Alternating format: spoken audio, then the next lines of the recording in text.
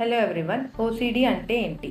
Obsessive compulsive disorder. ఎక్కువ మందికి తెలిసింది ఏంటి అంటే అతి శుభ్రత. సో దీంట్లో ఏమవుతుంది అంటే ఏదైనా అంటినా కానీ చేతికి కానీ దేనికన్నా రిపీటెడ్గా ఆలోచన రావడం, నాకు బాగా జర్మ్స్ అంటినాయి, జర్మ్స్ ఉన్నాయి, ఇంకా ఉన్నాయి, ఒకసారి కడిగినా వాళ్ళకి ఆ రిపీటెడ్ థాట్స్ అనేది వస్తూ ఉంటుంది. దీన్ని అబ్సెషన్స్ అంటాం. ఇవి అన్వాంటెడ్ థాట్స్, ఒకసారి కడిగినాక కూడా మళ్ళీ లేదు అని తెలిసినా కూడా రావడాన్ని అన్వాంటెడ్ రిపీటేటివ్ థాట్స్ని అబ్సెషన్స్ అంటాం. దీనికి వీళ్ళ యాంగ్జైటీ పెరుగుతుంది ఒక స్టేజ్కి. ఆ థాట్స్ పెరిగి యాంగ్జైటీ పెరిగి దాని తర్వాత కంపల్షన్ ఏం చేస్తారంటే క్లీనింగ్, బాగా రుద్ది కడగడం, ఒక 2 minutes కాకుండా 1 hour మేము టైం స్పెండ్ చేయడం, ఇది క్లీనింగ్. సో ఇది ఓసిడి. ఎక్కువ శాతం ఓసిడి అంటే అతి శుభ్రతదే ఎక్కువ శాతం తెలుసు. ఇంకా ఎన్నో రకాలు ఉంటాయి. ముఖ్యంగా వేరే వాళ్ళని హాని చేస్తానేమో, నేను హాని చేసుకుంటానేమో అని ఇట్లాంటి ఆలోచనలు కూడా రావడం.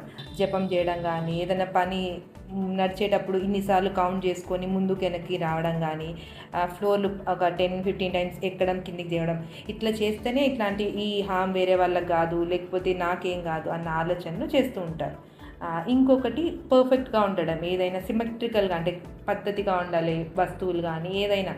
అట్లా లేకపోతే తనకేమన్నా అవుతుంది, లేకపోతే వేరే వాళ్ళకి ఏమైనా అనే ఆందోళన అనేది ఎక్కువైపోయి వాళ్ళు పర్ఫెక్ట్ చేసే వరకు అదే ఆ పని చేస్తూనే ఉంటారు.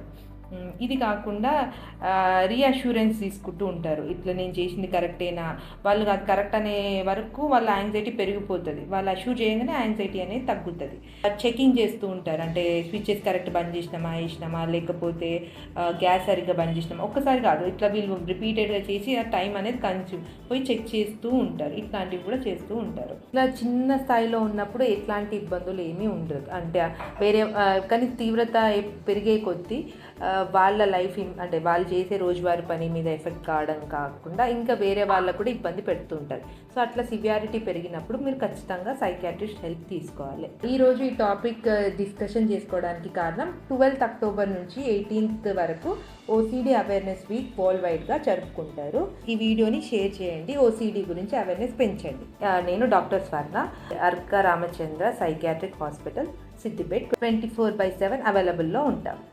Thank you.